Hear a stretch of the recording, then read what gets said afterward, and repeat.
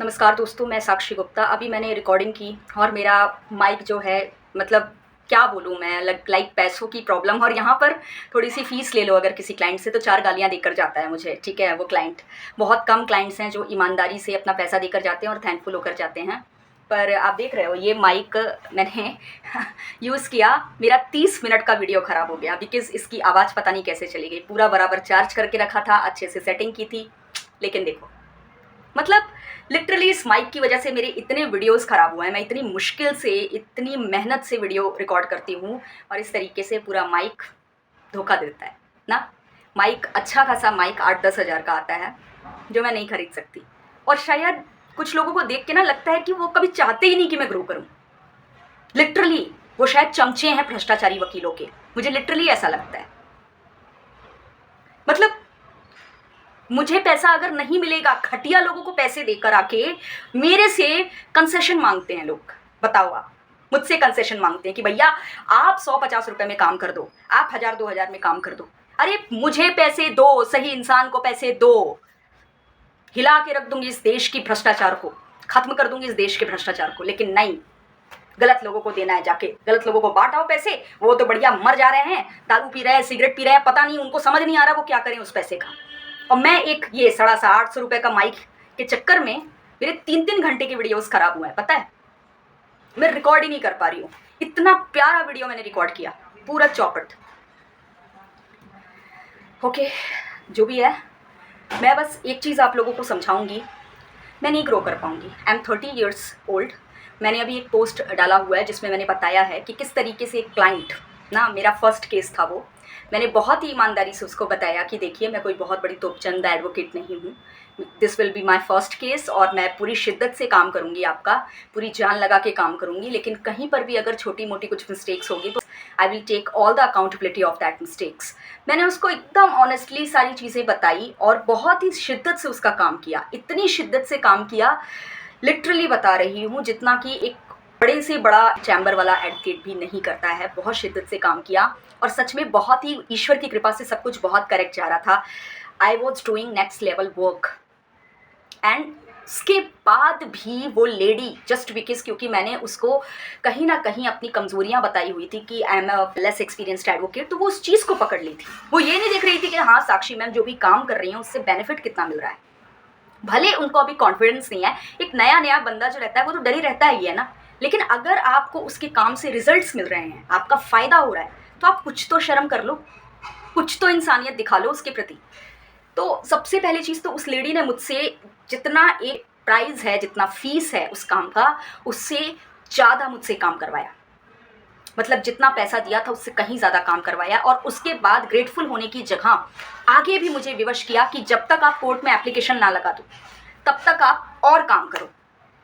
मतलब लिटरली वो legal notice का एक टाइम आता है ना जिसमें क्या होता है कि 15 डेज़ का आपको टाइम रहता है, ठीक है, टाइम पीरियड रहता है। वो लेडी ने लीगल नोटिस का पैसा दिया हुआ था, सिर्फ लीगल नोटिस का, डॉक्यूमेंटेशन का, कंसल्टेशन का, and that was only 6,000 rupees. Only 6,000 rupees in Delhi NCR, who are practicing in this particular area, who can understand 6,000 rupees is nothing. Some foolish people were coming on my post and said कि 6,000 rupees, अरे ये क्या ही होता है। आपको पता है ये फटेला सा मेरा कमरा देख रहे हो आप लोग, सड़ा सा कमरा, ये 7,000 rupees पर मंथ के हिसाब से, 7,000 rupees. And if I will switch on the cooler, then it will be 7,200 rupees. Can you believe it? Delhi इतनी एक्सपेंसिव है, जितना एक्सपेंसिव सिटी होता है वहाँ पर उतना ही ज़्यादा उस इंसान को अर्न करना पड़ता है। 7,000 सिर्फ रूम है, ट्रैवलिंग एक्सपेंसेस अलग हैं, खाने के एक्सपेंसेस अलग हैं। ये सड़ा सा माइक देख रहे हो आप, ये माइक कब तक मेरा साथ देगा? कैमरा आप देख रहे हो, क्वालिटी आप देख रहे हो, कुछ नहीं है। मैं ऐसे आगे बढ़ूंगी और उसमें आकर लोग सवाल कर रहे हैं, अरे मुझे पैसे दोगे मैं आगे बढ़ूंगी, कल को तो आप लोगों का ही फायदा होगा, मैं तो मरने को तैयार हूं आप लोगों के लिए। लेकिन इतना ज़्यादा, मतलब लिटरली मैं क्या बोलूँ ऐसे लोगों को। खैर आप लोगों को क्यों सुना रही हूँ, आप लोग तो बेचारे बहुत अच्छे हैं जो भी मेरा ये वीडियो देख रहे हैं, पर जो दुष्ट हैं वो तो डेफिनेटली मेरा वीडियो तो देखेंगे ही नहीं। लेकिन द थिंग इज़ दैट कि मैं बता रही हूँ आप लोगों को, पता नहीं कैसे मेरी क्या किस्मत फूटी है कि मेरे पास अच्छे क्लाइंट्स की जगह बुरे क्लाइंट्स आ जा रहे हैं। बुरे क्लाइंट्स को मेरा एक्सेस मिल जा रहा है, वो आ जा रहे हैं और इतना वर्स्ट लेवल पर सुना कर जाते हैं, इतना वर्स्ट लेवल पर मेरी जायज़ फीस तक देने में उनको मौत आती है। मैं कैसे इस तरह से ग्रो करूँ?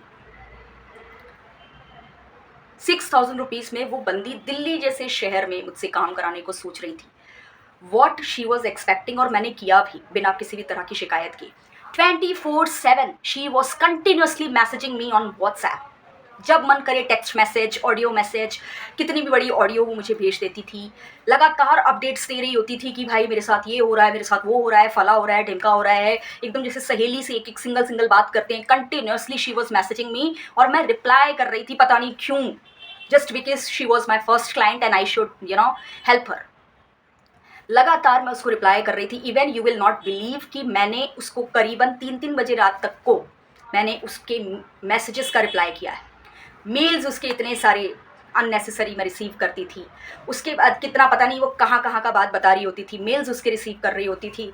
उसके बाद उससे मीटिंग मैं करती थी, 3 4 5 बार मैंने मीटिंग की उसके साथ। उसके बाद उसको एनजीओ शिफ्ट कराने में मैंने मदद की। उसके बाद उसके 2 लीगल नोटिसेस बनाए, मतलब सेम पैटर्न में ही था, एक ही मुद्दे पर था, बस एक उनके भाई को भेजना था, एक उनके पिता को भेजना था। उसके बाद इंटीमेशन लेटर मैंने डीसीपी को भेजा है, जो कि इंक्लूडेड ही नहीं था उस फीस में, लेकिन still because my senior said कि Sakshi for security concern we should send this, तो मैंने उसको भी तैयार करके भेजा और उसकी कोई मैंने फीस उससे नहीं मांगी। Then after I have handled, जब इंटीमेशन लेटर गया तो मुझे एएसआई एंड एसएचओ का कॉल आया। एएसआई एंड एसएचओ को भी मैंने कॉल पे डील किया बहुत ही कॉन्फिडेंटली एंड ब्रेवली। उनको सारी चीज़ें मैंने समझाई, उनकी तरफ से उनके पर्सपेक्टिव को सुना और मैंने अपने क्लाइंट के प्रोटेक्शन के लिए रिक्वेस्ट की कि आप 15 डेज़ में इस चीज़ को इंश्योर करोगे कि उसे कोई इशू नहीं होना चाहिए, किसी भी तरह का फिजिकल या मेंटल थ्रेट नहीं होना चाहिए उनकी मदर को और उनको। इस चीज़ को इंश्योर किया। कंटिन्यूसली मैं उनको कंसल्ट करती रही, जितने भी उनको कानूनी सवाल पूछने थे मैंने लगातार उनके सवालों का जवाब दिया। सारे के सारे पेपर वर्क, डॉक्यूमेंटेशन सब खुद किया, पोस्ट वगैरह किया। एंड देन आफ्टर मेरे खुद के सीनियर जो हैं, जो कि 40 ईयर्स एक्सपीरियंस्ड हैं, मैंने उन सीनियर से 2 घंटे की प्रॉपर रोड मैप कंसल्टेशन दिलवाई, जिससे कि उसको अपना पूरा केस समझ में आए, हर पर्सपेक्टिव से उसके केस को दिखाया। And what she has done with me, she was saying I am unprofessional. She was saying that I am not a good advocate. मैं बेईमान हूँ।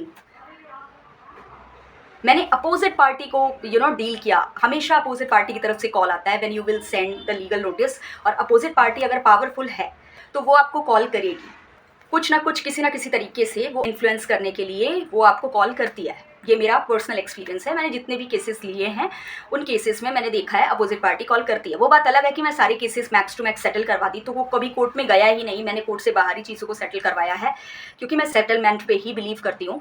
But the thing is that कि इस लेडी का केस कोर्ट में जाने वाला था, बट इसने मुझे बिल्कुल भी एक पॉइंट के बाद जब मैं एकदम एग्जॉस्ट हो गई, ठीक है इसकी तबीयत उस दिन ठीक नहीं थी, बट आई हैव सेट कि मैम बस मैं एक आपको अलर्ट दे रही हूँ that from now, because I have handled ASIs, SHO continuously, मैंने उनको समझा दिया है, बेसिक चीज़ें आपके लिए मैंने कर दी हैं arrangements.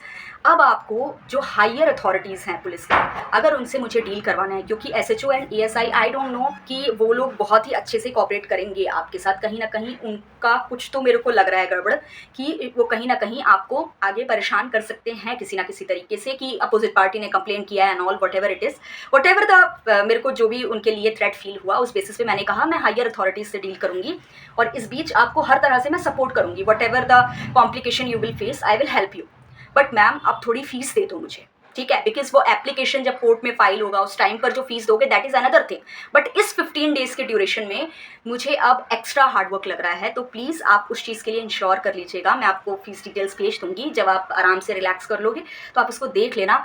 But no, what she was saying कि भाई अभी तो पैसे मांगो ही मत, मैं अपनी परिस्थिति देखकर पैसे दूंगी। मैंने कहा अगर आप फीस नहीं पे करोगे तो मैं कैसे काम कर पाऊंगी। मैं ऐसे अगर इस तरह से लोक सेवा वो व्यक्ति करता है जिस इंसान में क्षमता हो, ऐसा व्यक्ति जिसकी हालत खराब है वो लोक सेवा नहीं कर सकता। आपको पता है मैं ईश्वर को बहुत मानती हूँ, भगवान को बहुत मानती हूँ, मैं भगवान शिव को बहुत मानती हूँ। मैं उनकी कसम खाकर कह रही हूँ, ये जो बस ब्लेज़र है ये मैंने ख़रीदा था अच्छे पैसे में, ठीक है। ये ईयरिंग जो है ये मेरी फ्रेंड ने दिया है, ये फ्रॉक जो है ये मेरी फ्रेंड ने दिया है, ये जो मेकअप तक मेरे फेस पे है ये मैंने डी मार्ट वगैरह जो होते हैं ना वहाँ से लोकल प्रोडक्ट ख़रीदा है, बहुत लोकल 100-150 का प्रोडक्ट, ठीक है। ये लिपस्टिक आप देख सकते हो, ये अभी मैंने थोड़ा ढंग का खरीदा है क्योंकि मेरे पूरे लिप्स ख़राब हो रहे थे, तो आप मेरे पुरानी वीडियो में देखोगे पूरे लिप्स ख़राब हो रहे थे, तो थोड़े ढंग के प्राइस का मैंने ले लिया है। ये जो है ये मैंने मीशो से मंगाया है। मैं कोई अननेसेसरी खर्चा खर्च नहीं कर रही हूँ, मैं बहुत ही कम से कम में अपना गुजारा कर रही हूँ। और ऐसी परिस्थिति में मतलब, और अगर आप मेरे पुराने वीडियोस देखोगे आपको खुद समझ में आएगा। अभी तो पहली बार मैं आज थोड़ा ढंग से बाल वाल कटवा के आई, मैंने बोला चलो थोड़ा सा अच्छे से लोगों के सामने आते हैं, क्योंकि एक कोई अंकल थे, उन्होंने कहा बिटिया बड़ा खुशी हुआ तुझे इतने अच्छे से पहने ओढ़े देखे हुए। एक कोई फ़ोटो मैंने लगाई हुई थी पोस्ट में, तो एक कोई अंकल थे, वो बहुत पुराने दिनों से मेरे को सब्सक्राइब करके रखे हुए हैं, तो वो मतलब बड़े खुश हो गए। जैसे नहीं एक बाप को खुशी होती है कि मेरी बच्ची देखो आज कितनी अच्छी दिख रही है, तो उनको मतलब एक बहुत खुशी हुई, उन्होंने इतना लंबा कमेंट लिखा। तो मुझे यही लगा कि यार कुछ लोग हैं जिनको बड़ी तकलीफ़ होती है मुझे इस तरह से मरे कटे रूप में देखना। तो साक्षी थोड़ा सा जो भी है जितना भी ढंग से तैयार हो सकते हो होकर तब उसके बाद लोगों के सामने आया करो। दैट्स वाई मैं इतना तैयार होकर आई। बट अभी थोड़ा सा मैं तैयार हो गई ना, मुझे लोग पता है क्या समझेंगे, करोड़पति की औलाद समझेंगे। वो सोचेंगे अरे मैडम के पास बहुत सारा पैसा है। अरे नहीं है, नहीं है।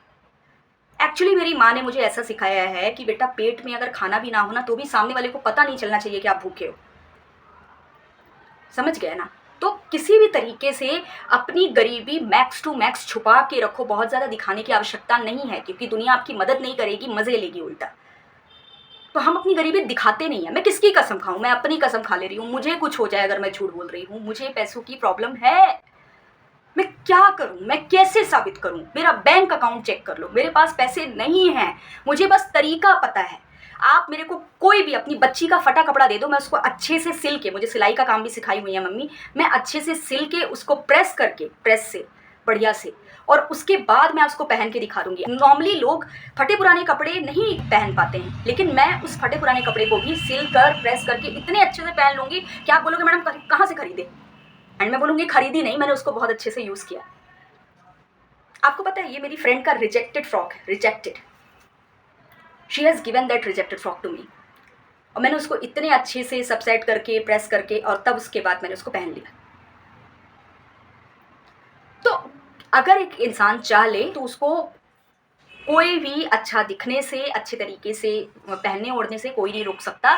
आजकल ये एक कला होती है, उसके लिए बहुत ज़्यादा पैसे नहीं चाहिए। पर एक इंसान का सिर्फ एक गेटअप देखकर आप उसकी अमीरी गरीबी का अंदाज़ा लगा रहे हो, आप उसके सर पे चढ़ जा रहे हो, नहीं तू फ्री में काम कर, तू मर जा मेरे लिए।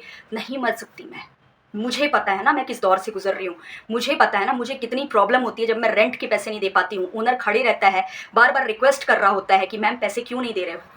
मुझे पता है, मुझे सब कुछ, मैं घर की बड़ी बेटी हूँ, मेरी बहुत सारी पर्सनल रिक्वायरमेंट्स भी हैं, फैमिली के प्रति भी मेरी जिम्मेदारियाँ हैं। मैं इस तरीके से काम नहीं कर सकती। मैं अगर मेहनत करूँगी, आपको भी मेहनत करनी होगी, पैसे कमाने होंगे और मुझे मेरी मेहनत का पैसा देना ही होगा। दुनिया इसी हिसाब से चलती है। सब्जी वाले को सब्जी लेने तक का पैसा देना होगा, दूध वाले से अगर आप दूध ले रहे हो तो उसको दूध का पैसा देना होगा। अगर एक वकील से आप उसकी एक्सपर्टीज़, उसकी नॉलेज, उसकी मेहनत ले रहे हो तो उसको भी उसका मेहनताना देना होगा, पैसे तो देने होंगे। इवन भगवान तक से अगर आपको आशीर्वाद चाहिए तो आपको उनके लिए उपवास रहना पड़ेगा, मंत्र जाप करना पड़ेगा, अच्छे कर्म करने पड़ेंगे, जाकर उनके मंदिर में कुछ भोग लगाना पड़ेगा, गरीबों को खाना खिलाना पड़ेगा। भगवान तक बोलते हैं कि कुछ तो कर्म कर ले, अगर मुझसे कुछ एक्सपेक्ट कर रहा है तो मेरे लिए मत कर, लेकिन दुनिया के लिए कुछ कर ले। और मैं कर रही हूँ। ये जो वीडियो आप लोग के लिए शूट करती हूँ ना, मैं इतने खतरनाक, लिटरली मेरे को बहुत भयानक थ्रेट है। जिस दिन बार काउंसिल ऑफ इंडिया, जिस दिन किसी जस्टिस का या किसी वकील का दिमाग सटक गया, जो मेरी लंका लगेगी आप लोग कल्पना नहीं कर सकते हो। खड़े खड़े लाइसेंस रद्द कर दिया जाएगा, गिरफ्तार करके मेरे को अंदर भेज दिया जाएगा जेल में। देखे ही वो कितने बड़े बड़े तोपचंद जेल गए हैं। मैं अपना पूरा करियर, अपनी पूरी जिंदगी दांव पर लगाई हुई हूँ। अब इससे बड़ी चीज़ और मैं क्या कर दूँ फ्री ऑफ कॉस्ट? क्या कर दूँ? यूट्यूब कितना भेजता है? 5,000 रुपये महीना। 5,000 रुपये तो मैं 1 घंटा किसी बच्चा को पढ़ा दूँ तो मेरे को मिल जाएगा। उसके लिए इतना डेंजर काम करने की ज़रूरत नहीं है मुझे। अभी इस बीच कुछ हो जाए, चलो ठीक है, आगे भविष्य में मेरा वीडियो शायद वायरल हो जाए, आगे भविष्य में मेरा शायद चैनल बहुत अच्छा चला जाए, लेकिन अभी इस बीच अगर मेरे साथ कोई घटना हो जाए, who will take the accountability of it? क्या सिक्योरिटी है मुझे? But I am doing these things for you. और कितनी अच्छाई की उम्मीद कर रहे हो एक गरीब महिला से। मैं लिटरली ये चीज़ें अच्छे लोगों के लिए नहीं बोल रही हूँ, प्लीज़ आप लोग इसको अपने पे मत लीजिएगा। मैं उन लोगों के लिए कह रही हूँ ना जो पता नहीं क्या ही एक्सपेक्ट कर रहे हैं मुझसे। ये मेरा एक फ्रस्ट्रेशन से भरा video, I know that, but मैं किसको बोलूँ जाकर, किसको बोलूँ? खैर, इस वीडियो पे लाइक कमेंट शेयर मैं क्या ही बोलूँ, देख लो। But I just wanted to share these things कि ऐसे नहीं हो पाएगा, ठीक है? आपको पे ऑफ करना पड़ेगा, ये कुदरत का नियम है। एक हाथ से दो, एक हाथ से लो। अगर आप किसी का कर्जा बचाओगे, गुरु दक्षिणा नाम सुने हो, वो सिर्फ शिक्षकों के लिए नहीं होता। शिक्षक हमेशा एक ही रूप में नहीं आता है, चौक लेकर और वो डस्टर लेकर। कुछ शिक्षक चैम्बर में भी बैठे रहते हैं, कुछ शिक्षक कोर्ट में भी बैठे रहते हैं, जो आपको सही ज्ञान देते हैं किसी परेशानी से निकलने का। आपको शर्म आनी चाहिए अगर आप उसको इस तरीके से खाली हाथ छोड़कर आते हो, उसकी मेहनत का पैसा उसको नहीं पकड़ाते हो, ये बोलकर कि अरे तू तो बहुत महान है, तू मर जाना हमारे लिए, मर जा, कूद जा तू 3 मंजिला से हमारे लिए। वो क्यों कूदेगा? उसके भी बाल बच्चे हैं, गला घोट दो उसके बच्चों का जाकर। मैं भी बड़ी बेटी हूँ, मेरे घर की हालत इतनी खराब है ना, मेरी मम्मी की वजह से सब कुछ हो रहा है। मेरी मम्मी घर की इज्जत बचाने के चक्कर में मुझे रोक कर रखी है, वरना अगर बता दी ना मैं अपनी सच्चाई, लिटरली बता रही हूँ, रात भर नींद नहीं पड़ेगी। हम लोग जिस दौर से गुजर रहे हैं, एक तो फाउंडेशन लगा लेने से मेरी गरीबी छुप गई। क्या करूँ मैं? जा रही हूँ, मुंह धो लेती हूँ, फिर दिख जाएगा मेरी गरीबी, आँख के नीचे काले घेरे। अपने पुराने वीडियोस में मेरे देख लीजिए। लिटरली मुझे ना डर लगता है थोड़ा सा ना अपना मुंह तक धोने में, क्योंकि अगर मैं मुंह धो लूंगी, ईश्वर की कृपा से इतनी अच्छी शक्ल मिल गई है, भगवान जाने कैसे, लोग उसमें भी मेरे को अमीर समझ लेंगे। अरे भाई जीन्स का खेल है, मिल गई है थोड़ी ढंग की शक्ल, नहीं दिखती हूं मैं बहुत ज्यादा गरीब, तो क्या करूं मैं? बट सच्चाई ये है कि मैं गरीब हूं, मैं पागल हो चुकी हूँ, लिटरली मैं पागल हो चुकी हूँ। मेरा कुछ मन नहीं कर रहा है काम करने का, क्योंकि मुझे शुरू से ही, अभी खुद मैं कटोरा लेके बैठी हूँ और जिसको देखो मेरा कटोरे में से पैसा लेके चल देता है। मैं दिन भर किसी तरह मेहनत से कटोरे में पैसा कमाती हूँ, वो कटोरा छीन के चले जाते हैं और फिर बोलते हैं तू बहुत महान है ना, तू बहुत महान है ना, अभी कैसे हमको बोल रही कटोरा वापस कर। मैं पागल हो गई हूँ, लिटरली मैं ऐसे लोगों से पागल हो गई हूँ। मैं ना, मेरे अंदर का ना, लिटरली बता रही हूँ, वकील चला जाता है देश छोड़ के और मेरे अंदर का ना वो गुंडा जो होता है ना, वो जागृत हो जाता है। ऐसा लगता है मतलब क्या ही करूं मैं, ब्लॉक कर दूं कि मैं इनका पूरा अकाउंट डिलीट करवा दूं। जो लोग भी मुझे ऐसे मेल्स करते हैं, शर्म नहीं आती है एक गरीब महिला से मदद मांगने में? हैं, एक लंगड़े लूले तक पैसे कमा रहे हैं, शर्म नहीं आती है? छी, लानत है तुम्हारे जैसे लोगों पे। दोस्तों से उधारी ले लेकर तो मैंने अपनी कॉलेज की स्टडीज कंप्लीट की है। चले जाते हैं भीख मांगने के लिए कोर्ट में। जाओ ना, जाओ किसी बड़े एडवोकेट से बोलो, कर दे तुम्हारा फ्री में काम तो मान लूं मैं। लड़ो, जंतर मंतर में आ जाओ, जुडिशरी के खिलाफ करो, बोलो कि फ्री में दो पूरा लीगल एड। मेरी जान क्यों खा रहे हो मुझ गरीब की? मेरे 3 सिक्योरिटी चेक एक दुष्ट आदमी के पास पड़ा हुआ है, रोज दिखा के मेरे को धमकाता है पैसा देगी कि नहीं। किसी को कोई परवाह नहीं है। मैडम मैं गरीब हूं, मेरा मदद करो। भाई मैं तेरा कैसे मदद